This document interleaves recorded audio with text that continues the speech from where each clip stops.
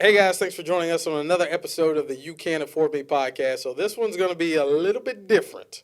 All right. So we have some team members here with the Enso team and the Enso wedding team. So not a lot of people know we shut down our wedding division years ago, and we made a decision a few months ago that we're going to reopen it. And the primary reason we're reopening it is because of these two people that we have in the studio today. So today I want to if you follow Enzo's Instagram page, Slade's all over it. Like he's become a small celebrity here. We got him in a bunch of content, but we got Slade and Kinsley on the podcast today. How you guys doing? Good, how are you? Awesome, awesome. All right, give everybody a quick rundown of who you guys are and what you do. Yeah, I'll go first.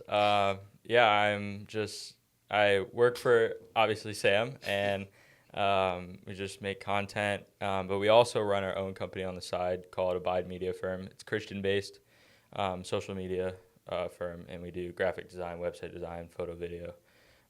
And so we do that on the side, but we also have a big passion in weddings as well and capturing stories for couples that are just in need of that on their special day. Every couple needs that on their special day. Yes, yes. Kinsley? So I graduated from Liberty. I've got a bachelor's in marketing. Shout out to Lynchburg, Virginia. I know. Getting my master's in social media management right now online through Liberty. Dang, I didn't know you get a master's in that. Yeah, it's fairly new, so we don't do a lot of like textbook reading. It's a lot of analyze this social media, tell me what you think kind of thing. And besides running our company, I also work for a hockey rink called Powhatan Iceton and our new location, Richmond Icebox. I'm their marketing director. Nice, nice. Yeah. All right, so let's dive into it. First off, what I feel like, especially in the videography and photography space, a lot of creatives start out in the wedding space. What I've seen is that most of us get burnt out in this space, but you guys truly have a passion for it. So talk about where this love, and we should also mention they're in a committed relationship. They're boyfriend and girlfriend. Yeah, probably should state that. Like I don't want him rubbing her leg or something. Y'all be like something weird going on or something like that. What makes you guys so passionate about this space? What is it that you love about weddings? I think the reason why we're so invested in it is that a couple come to their special day that, it happens hopefully once in their life. Yep. And we love to see that happen, and also combining that with talking to people and knowing people, and then get to do what we love on a day-to-day basis, or for weddings it's like a weekend basis. Yeah. That's why we love what we do. We get to see people be happy, and then it's also for the final deliverable, here you go. Yep. It's like record your reaction, want to see it. But that's why we do it. I think it's very special for us, but also just to see them in their special day too. Yeah, I mean, we're not the average photographer and videographer, I guess. I don't know. I'll go shoot your wedding, but then I'll also tear it up on the dance floor with your grandma while we're in the middle of taking photos kind of thing. I don't know. It's just super fun. I like weddings. They're really fun. And we do a lot of stuff for family friends too. So it's really cool to be not only there at their wedding, but also a part of their big day too. Nice, nice. Let's go back. I kind of jumped a little too far ahead. Let's go back and get some more background on you guys. So Kinsley, let's start with you. Tell us where you grew up, how you got into this space, all that good stuff.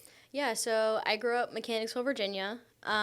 Did a couple photography classes in high school, but it was all film-based. So it wasn't anything super creative. I love the film side, but it definitely was nothing to this extent. Yeah.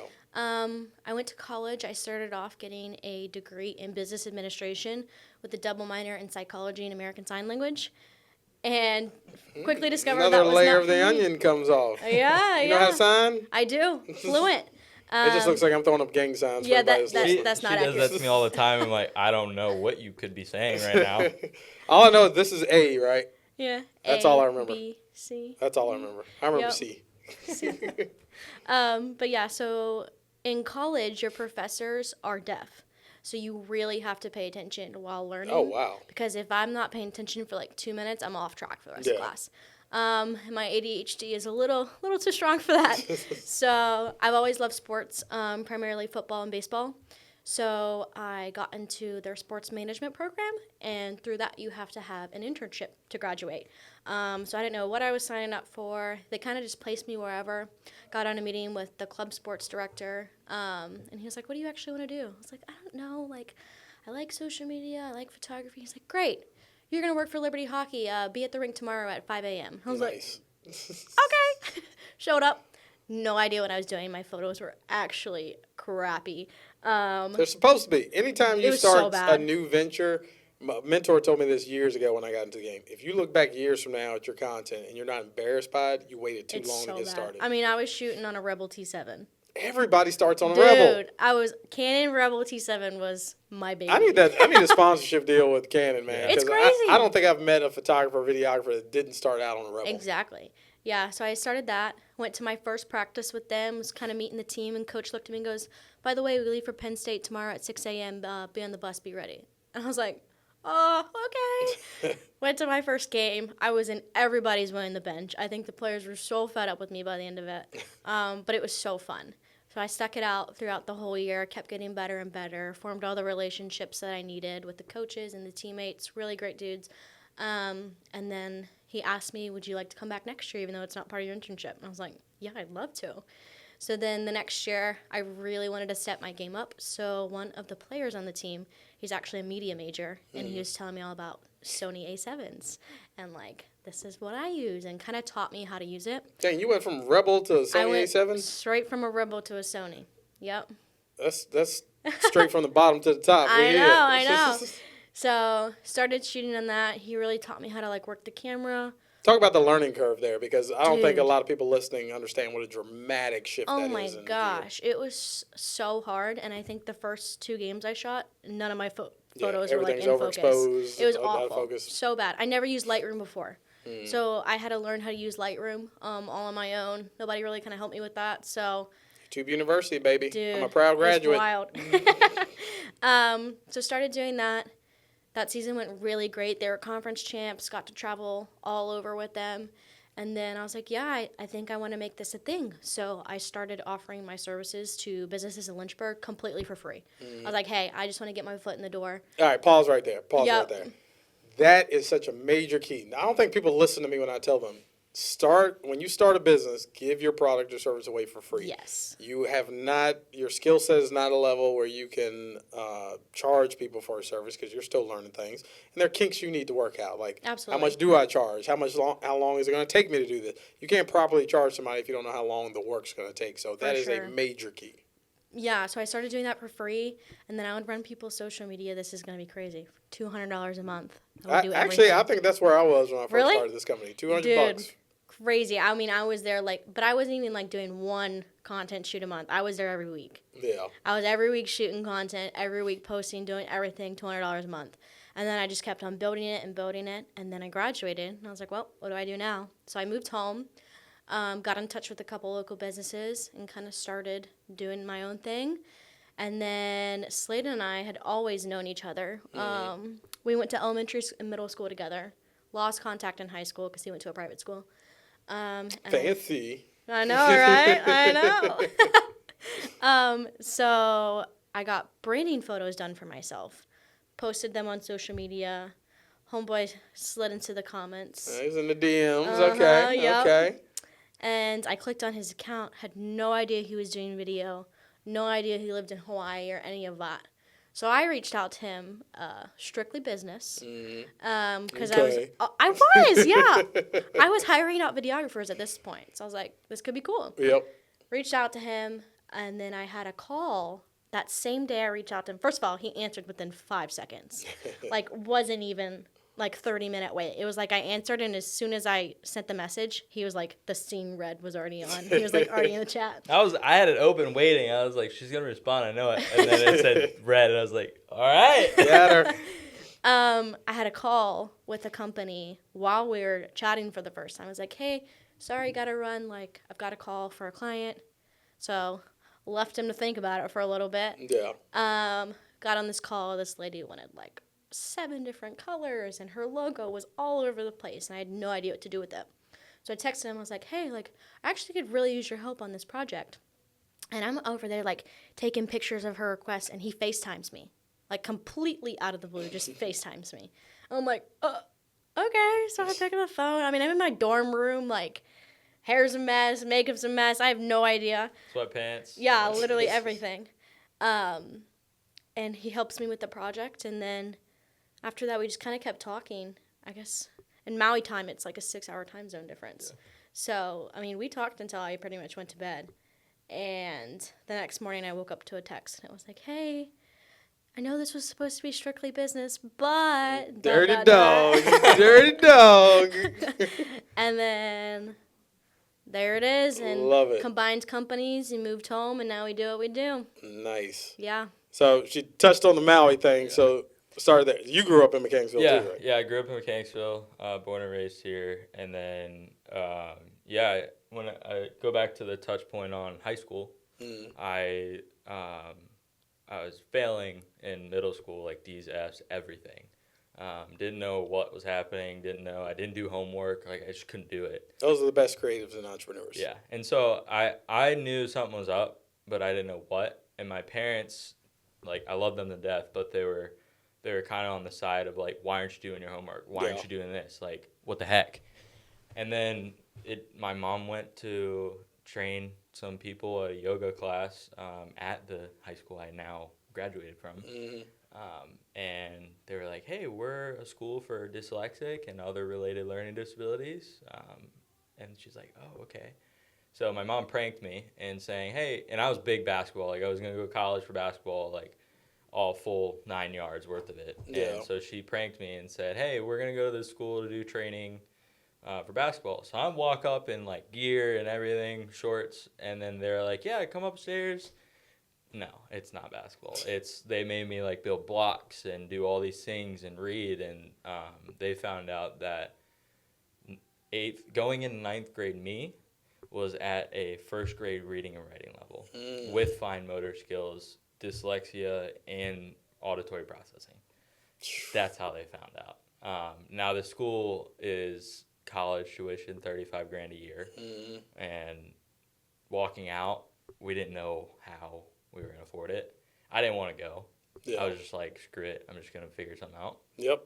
Dad walking down the sidewalk, he looked down and saw a rock that said God's plan. And then walked inside the art center where I would be most of my time. Yeah. And there was a painting that said, same thing, God's plan. Walked out of the parking lot, and my dad looked at my mom. My parents are divorced since I was 5, but my mom's now remarried. But he looked at my mom and said, he's going here. She's like, huh? How? How are we going to afford it? He's like, I don't know, but he's going here. So it's God's plan. Yeah. And by the grace of God, I got in, and $35,000 a year, started at 25 and worked all the way down to my last year to $5,000 because of financial aid, because my dad had been sick for years on years and years. So no income helped. Yeah. But yeah, and then so fast forward all the way through high school, I graduated with a 3.2 GPA and at the top of my class, pretty much. Nice. And so that being there led me to say, I'm not going to college. I don't need it. I'm going to find a way. Yeah. And so then comes church ministry. I worked in a church for a while and then did various things on the side for, like, friends and family. And family went to Ireland and saw my cousin do weddings and film yachts in Bahamas, and I was like, I want to do that. So I picked up my iPhone 14 and started filming. Nice. And then after that, I got my first camera, Rebel T7i. Rebel, shout out to Rebel. I'm tag Canon in this video, man. Yeah. I need to have a talk with somebody there. Oh yes. And then that's how I started. And my dad bought me my first camera for Christmas, and then short few months after high school, I packed up and moved to Maui for a church internship. So talk about that transition, because I've always admired people that can just pick up. Like, I've had friends that are just like, one day they wake up in Richmond, like, now I want to live in Alabama. So and they just pack up their stuff and they go. Like, no rhyme or reason, no game plan, no job lined up, no nothing. Yeah. So I've always admired people that can just pick up. But talk about that. I mean, because coming out of high school, we're adults technically, but we ain't. Yeah. What was that thought process of, like, man, I just got to go to Hawaii and do this? Yeah, being 19 years old, I'm like, Yeah, sick. I'm going to go jump off cliffs. I'm going to do this, do that, whatever. I mean, it's not like you were moving to Tennessee. I mean, No. Hawaii is a pretty insane place Yeah. to live. Yeah, Living on a rock. yeah, so specifically I lived in Maui. I got a job out there after 6 months of interning or interviews. I got the job as a production and tech intern. Wait, so you moved there, then started interviewing? No, so I got interviewed before in high school. Oh, okay. And then I got the job like a month and a half before I was trying to make a decision. Gotcha. While everybody else was like packing up going to college. And I'm sitting there like, okay, what am I going to do? And then, packed up, moved, and worked at the church there, Hope Chapel, Maui, for 2 years as a production tech intern.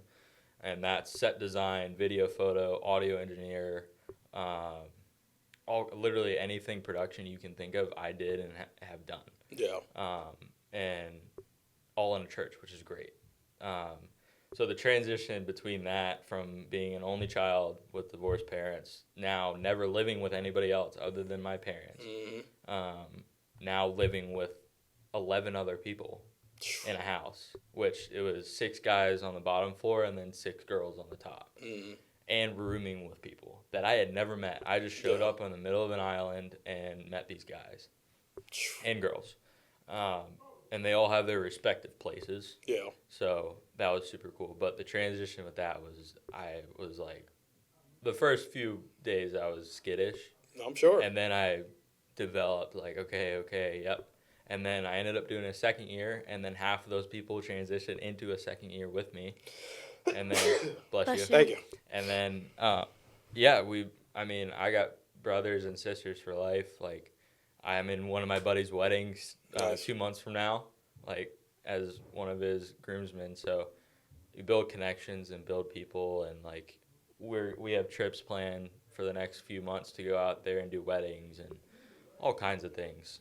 So We got to get this TSA thing cleared up before y'all got to roll. yeah. I Oh, know. Yes. But yeah, I mean, it's definitely a transition, but it was also a blessing because I was in a place where I was like, I don't know what I'm going to do. People got their stuff figured out. I don't.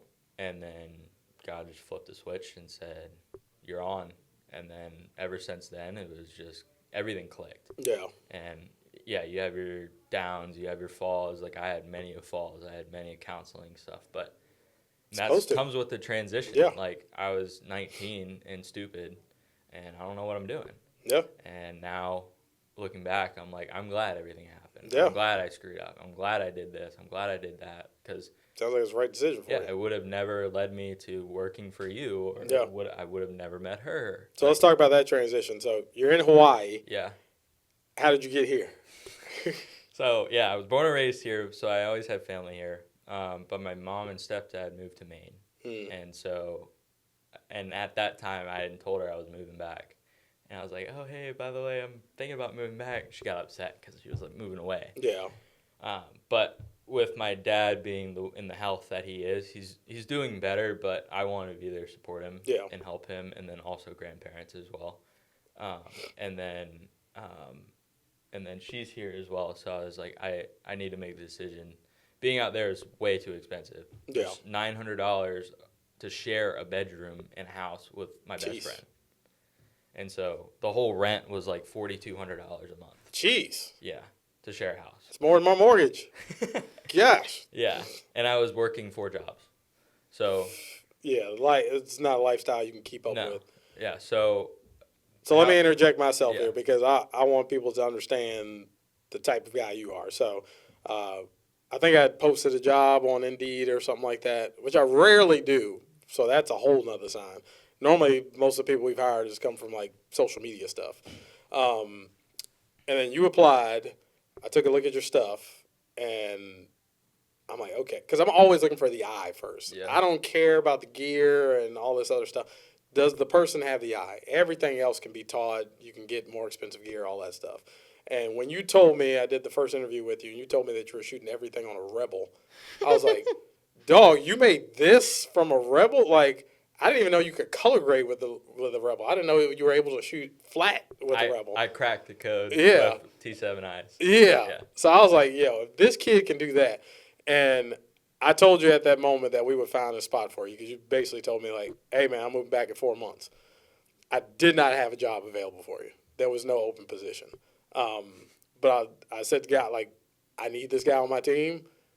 We'll figure it out. And it may have been 3 to 4 weeks before you were about to move here where things happened and the position ended up opening up for you. And I was so grateful that that took place because I was like, number one, I don't want to let this dude down.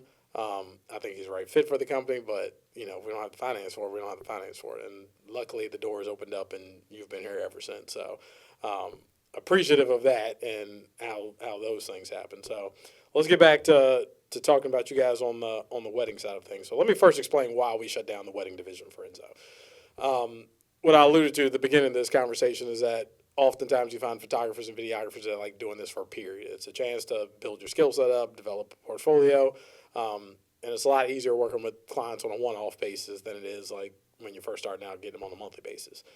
And the team I previously had, I had some people on the team that were all about it, but then as they continued to grow, they were like, I don't think this is really for me anymore. So, and we were doing so much on the business end, I was like, it doesn't make sense to keep hunting after these wedding clients. Let's focus on the business side of things.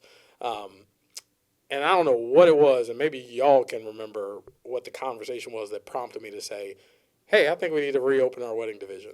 I think someone had reached out to me, one of our old partners, and was like, hey, if you have your wedding division open, we book about 50-something weddings a year. We want you guys as our premium partner for that. And I basically said, hold my beer, give me a month, and we'll get this thing together. And then I immediately spoke to you guys about it, and your eyes just lit up like, yo, if you get this going, me and Kinsley will basically run this, and y'all just be the marketing power, like you deal with the stuff on the back end, and we can just do what we love to do. So that got us to today. So a couple things I want to go through with you guys in terms of why couples need to hire professionals for services like this and what the process like really looks like. So one, if you're sitting in front of someone and they're considering photo or video for their weddings, what's one of the first things that comes to mind for you guys in terms of why this is so important for couples to do? Cake gets eaten. Photos don't. Yep. I don't know. I just always think that, like, if you're planning a wedding, looking back at it, like, you're not going to remember the food. Yeah. You're not going to remember what dress you wore. You're not going to remember what arguments you had. But the photos are what you have to remember it. Mm-hmm. That's, like, what you're going to show your kids, your grandkids, what stays around. I don't know. Cake gets thrown away after a while. You'll forget if you had bad food, honestly. Yeah. A lot of our the weddings that we've done, they're like, the food was good, but, like, we didn't remember it 4 months later. Yeah, my wedding, I was too drunk to taste that chicken. Yeah, I don't know. I just think that if you're going to invest in your wedding, it should be something that you want to remember, and you want it all on professional photo and video. Mm-hmm. Over you. Yeah, I mean, you said it perfectly. Like, you and me talked about this multiple times. It's just like, you don't remember Grandpa doing a split. Yeah. It's not on video. Mm-hmm. If you don't have a video, you're gonna forget what you said in your vows, what Grandma said, especially if she's older. Mm-hmm. You don't know how much time. That's the last big memory, and they've been around the family. I'm sorry, you said Grandpa doing a split. If that's happening, we got. Hey, you never know. I'm gonna be that grandpa one day. I can believe that. Yeah. But yeah, like I think it's very important because not only do you have a story to tell, I mean, we love it.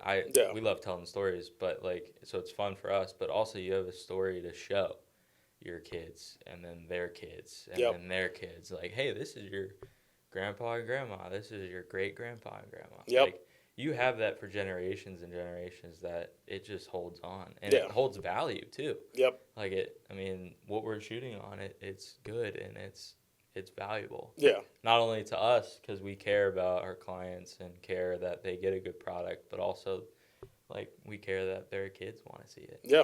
Yeah, we're not shooting on Canon Rebels anymore. Yeah, we got the big guns. We got the big boys now. Although we still want that sponsorship. We're working with the big boys. Yes. Shout out to Sony.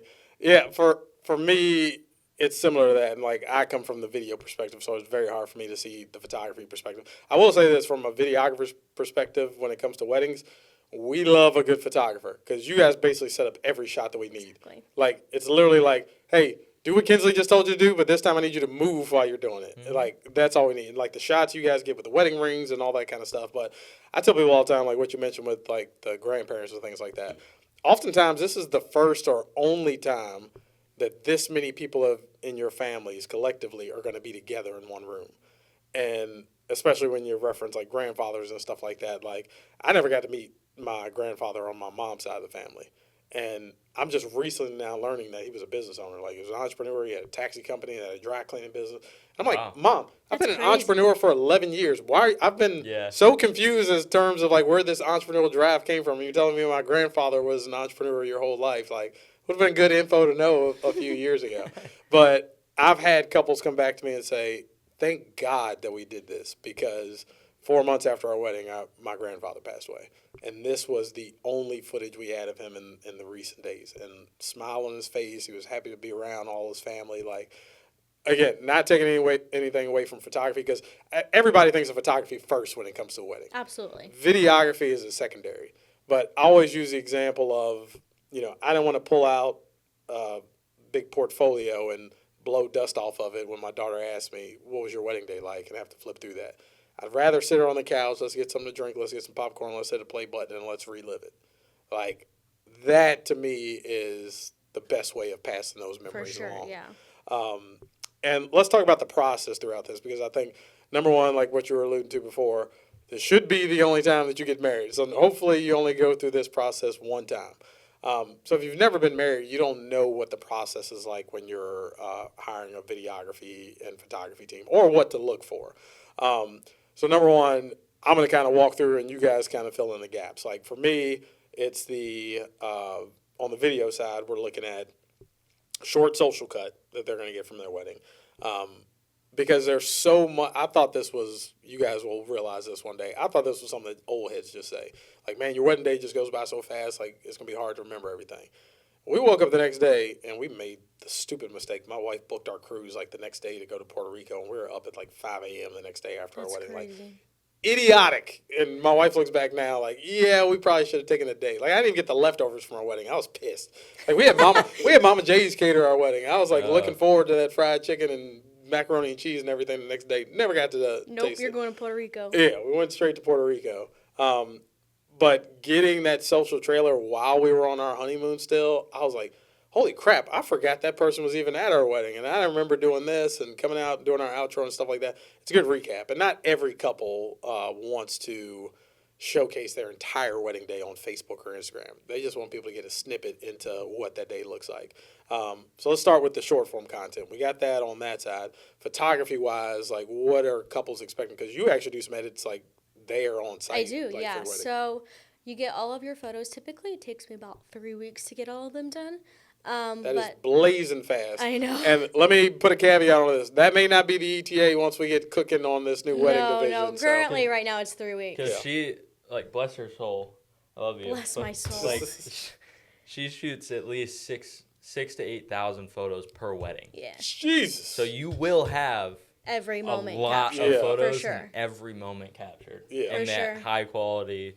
And she goes through and cares through every single photo, too. Yep. I don't use AI for culling. I cull everything by hand. I do all edits by hand. I don't use AI on I also anything. help, too. There as you well. go. He does. So that's also a good point. I want couples to understand on the back end, because a lot of people look at what we do and they're like, all you're doing is showing up and clicking a button. Like, how hard can it be? It's so not Imagine going through, I want the people listening right now, imagine if you had to review 8,000 pieces of content. How long that's going to take, how mind-numbing that can be at times. Even being able to make the decision of cutting it down to 1,000 photos. Absolutely. From 7,000 or 8,000 and cutting it down to 1,000, like that is work. So when people ask, why is the price this price? Why is it quote unquote so expensive? It's a lot of work. Typically, culling alone takes me about a week and a half Yeah. before I even touch any edits. Culling is by far the longest process for me. So yeah, I do that, but also on wedding day, I really love to do like sentimental moments. Mm-hmm. So I have a Polaroid printer that connects to my Sony camera. Yep. And then while the bride and groom are eating dinner for the first time together, I go ahead and print out their sneak peeks so they can have a moment to look at their photos and see them during their actual wedding. and then they get to leave with those photos, and they already have 10 or however many I print instantly before they even leave for their honeymoon. Love it. All right, so on the day of your wedding, because I've seen photographers doing this where they're like huddled in the corner. So the times that you're supposed to be like eating or something, you're Yes. sitting there editing photos. Oh, but the yes. look, describe the look, because our photographer did that for our wedding. My wife could not believe that our photographer had put together this quick little slideshow to show the parts of the day. Yeah, they love it. I've had so many brides say that I'm so happy they brought it to them during dinner. Because, I mean, you really don't get time to sit down with your husband during your wedding. Like, that's the one moment you have where it's interrupted and you get to do whatever. And they actually got to look through and talk about, oh, yeah, that was me getting ready this morning. I can't wait to tell you this story about how grandma forgot to do blah, blah, blah, blah, blah. Like, it's just really sweet. And they always love it. And I get so many texts after the wedding of, like, thank you so much for these Polaroids. Like, they truly mean a lot. They post them all over social media. They think it's just really great. Love it. Now, Slade, let's talk about the full, what I call our cinematic film that they're going to get. And I use the term film because that's truly what it is. We're basically creating a short form documentary of your day. Yeah. So talk about what that long form piece of content looks like for a client. Yeah. What we offer is like you said, 8 to 10 minute film, and it's usually 2 to 3 videographers capturing your whole day, from start to finish, from you putting on your watch and your mom buttoning up your dress all the way until you step into that car you're leaving. So every moment, every minute is captured, and every special moment, I should say, is captured. Yep. And it's all, like, I guess you can use the word cold in to premiere, and we have a phenomenal team behind us. Yeah. Shout out Mason, Josh, Alex, and Liv. Yes, we have multiple people, but so we have an editing process with them, and they do a phenomenal job by dropping the footage, getting whatever is good, whatever they want in, and then whoever edit. But yeah, I think the process is just, it's a long one, I would say. But we've got it down to a science at this point. You guys have been doing this long enough. I've got enough experience in this where, like, it's not a guessing game when we sit down to the editing table. We know exactly what needs to be knocked out. And I also want to highlight, like, point that both of you guys just said. We have multiple shooters on each side. So it's not just you shooting the photos. You have a second shooter. Yes. It's not just you doing the videos. We have a second videographer on that as well. That is a major thing for couples to understand. Because I think at one point you were doing all the video solo. Yeah, it was.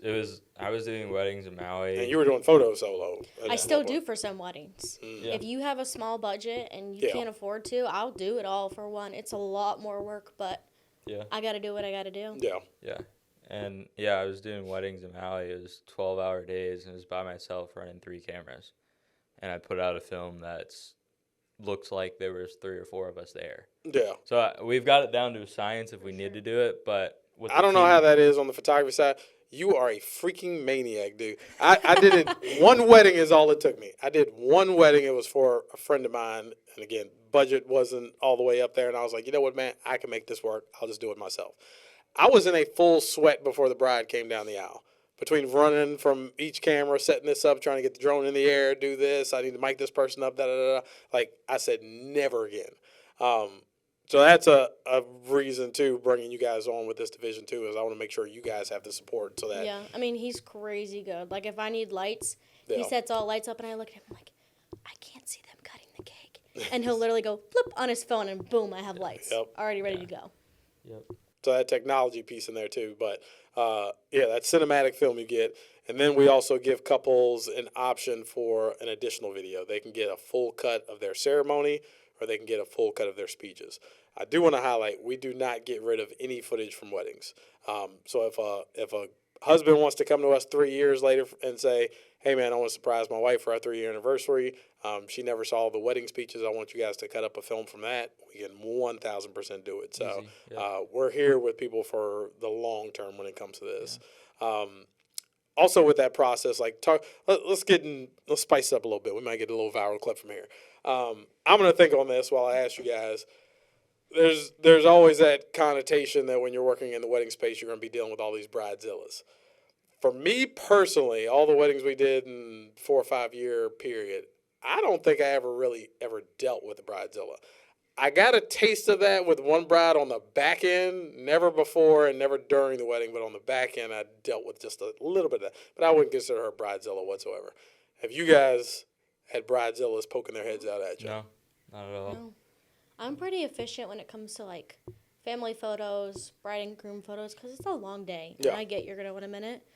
And my brides know, I mean, we're going to get these photos done in 10, 15 minutes, and you're good to go to have Yeah. a break. And they're great. I've loved every bride I've worked with. Yeah, I mean, the wedding, how I started in weddings was all friends. Yeah. And in, living in Maui, there was multiple, but having to fly to them. And they were all friends, so I knew their tendencies. Yeah. I knew them. And so I knew when to not and when to Yeah. approach. But also we found that having a good wedding coordinator is a huge, Absolutely. because 1000%. it not only helps the bride and groom and the family, but it also helps us. Yeah. For sure. Because we don't have to go to them. We don't have to annoy them. We can just be like, hey, what's next? Hey, what's this? Yep. Why is that there? Why is this isn't happening? You know? And I've had weddings without coordinators, and I do the coordinating while I take photos. That's why we love photography. Y'all just take Absolutely. it all on, man. I mean, we were doing a wedding the other weekend, and I could tell the bride, she was just like absolutely dying. It was hot outside. And I looked at her and said, all right, we're going to grab these photos while you do your first dance. What do you want to drink? I'm going to go play on your table. Yeah. And she had drinks and everything by the time she sat down. And she's like, oh, like, I'd really like my husband to have his hat for this. I was like, no problem. I'll go find it. Delegate. Find somebody else to do it. I mean, they didn't have a wedding coordinator. And we made it work. Yeah. See, that's that special touch. And I think also, I can say the reason I think why I never truly experienced a bridezilla is because of the consultation process leading up to that. Like, I don't want to hide anything during that consultation. I want to make sure that this is the right fit for that couple and for ourselves as well, too. So if we're talking about all the minor details, like, hey, we even had a couple one time that they wanted their wedding trailer shot in the style of the intro to The Office. Like, they didn't want a traditional one. They wanted something a little different. I've had weddings where, their dog was a groomsman and a ring bearer and all these different things. Like, you have all these different elements. So I think talking with people through this, because traditionally we're getting hired on probably 8 to 10 months before their wedding day even comes. So there are a lot of conversations leading up to that. So that's also like a red flag. I tell the couples, like, hey, if you've hired somebody and you haven't been speaking to them let's say somebody books us a year out. If you're not speaking to them at least once a quarter and having these conversations, because their wedding plans are going to change, things are going to shift. And if you're not touching base with them on a regular basis, there are probably going to be problems on the wedding day. So I think that's a big piece of that too. What do you guys say to someone when they say, I'm not sure this will fit our budget? I'll tell you what I typically say is that you spend all this money on the flowers, you spend all this money on the caterer, you spend all this money on the venue. You don't get to leave with any of those things, alluding to what you were saying earlier. Your photography and videography is the only tangible thing besides the wedding ring that you have to walk away with from that day. So if you're you're not spending money, you're making an investment. And I think it's just truly, because I tell couples when I'm consulting with them, hey, even if you don't hire us, I want to make sure that you're educated and you know what you're looking for. These are the things that you need in a team. This is what you should expect as your deliverables. And if you're not getting that, and we're priced too high for you or whatever the case is, I'm cool with that. But at least I've educated you guys on that piece. Yeah, for sure. I would say, for starters, we do things a lot differently than a normal wedding photographer and videographer. For example, we're together, so we're really good at working around each other. We never have to worry about, like, the photographer being in the back of the video shots or the videographer being in the photographer's way. And also, I do things a lot differently than most wedding photographers. For example, I really harp on the relationships of the people that are there. Yeah. So before a wedding, you have a form with me that you fill out. I know all of your bridesmaids' names before I get there. I know all your groomsmen's names before I get there. I know which one's your cousin. I'll have you send me any, like, if there's, let's say your aunt doesn't get along with your brother, I will make sure that they are not in the same photo together where they're ripping each other's ears out. Like, I learn the dynamics of the family before I get there. So you don't have to worry about, like, oh, what happens if this person's in this photo? I don't want that to happen. I know everyone at the wedding party. Mm-hmm. I know who to pull in for which photos, and I know which dynamics don't work well together, so you don't have to worry about that. And I feel like a lot of wedding photographers don't really do that because it's so much work. Yeah. But it truly makes the bride's experience way more enjoyable. Makes the experience more enjoyable. And that's what we're here for that day. We're here to serve. We want We want them to, any mishaps need to go unnoticed. Absolutely. Like my wedding day, I forgot my groomsmen ties. My wife had no idea. Luckily one of my best friends, he ended up running to my house. I gave one of our videography the keys. I was like, yo, I need you to go meet my boy. Like, give him the keys. I'm on the phone with him trying to tell him where to go. I told my wife that story like a year after we were married. She's like, oh my God, I would have lost it had I known that. I think it's so important that you hire somebody not only that is well skilled in what they do in photo and video and content creation, but also well skilled in a good person. Yep. Because if you don't have a well skilled, tech knowledge or person awareness or anybody, because problems are going to happen. Yeah, every absolutely. Wedding shoot does not go perfectly, and it will go noticed. Mm-hmm. And I've had that with photographers out in Maui that things go sideways, and they're like, they come back to me. It was like, why didn't you help? And I was like, I was trying to, but I'm trying to stay in my lane because I'm different and I do things different. I don't, so I've had instances where it is, but the way we work is very like hush-hush kind of. That way you don't notice that we're there, and then all of a sudden you get an email with hundreds of photos and all these videos, and it's like, wow, I didn't even see it. Yep. That's the point. Yep. That's why you we're meant to be hired us. ninjas that day. Yeah. I don't want to be seen at all. I just want to be there captured. Yeah. So last thing I'm going to end on this is that Enso Weddings, we want to take this into the next stratosphere. I've always had a personal dream of assembling the Avengers of the wedding industry. I want people, this isn't taking place now, but eventually we'll get here. I want this to be a one-stop shop for couples. We have venues that we work with. We have the caterers for you to work with. We have the florists. We have this, that, and the other. Like, I want couples to be able to make one phone call and get their entire wedding taken care of. And I think with you guys at the helm and the base of this department, I think we're in a better spot than ever to get there with you guys as a foundation. So, number one, I want to say publicly thank you to the both of you for taking this journey with me, because it is a journey. I have no doubt that we're going to do amazing things, that we're going to serve a lot of couples, and that they're truly going to be excited about what's being delivered to them. So on and upper for Enso Weddings, great things to come. But I want to take this time for people to get a chance to know you guys, because starting out, I'll still be doing some of the consults. I know you guys are more than well equipped. I just want to make sure us as a team, we're all on the same page. But you guys will be seeing Slade and Kinsley more. They're going to be more the faces of this brand than I will. And they've earned the right to do that. They've worked their butts off. They perfected the skill set. And we're truly, I believe, going to be the top wedding division when it comes to photography, videography in the greater Richmond area. And that also to be said, we do travel. We pack nicely in a suitcase, okay? So if you're not in the Virginia, DMV area, we will go to different spots to make sure that you guys are getting service. But if anybody has any questions, concerns, even if you may have a videographer or photographer that you've already hired and you just have questions about how things are going, we're more than happy to take those phone calls. So any last things that you guys want to say?